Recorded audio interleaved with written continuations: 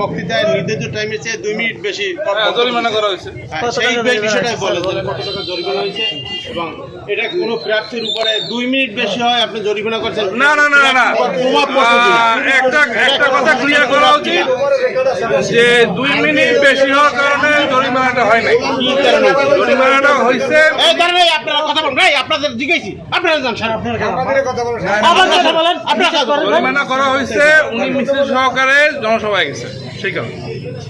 মিছিল সহকারে জনসভা কত টাকা স্যার? 30,000 টাকা। 30,000 টাকা।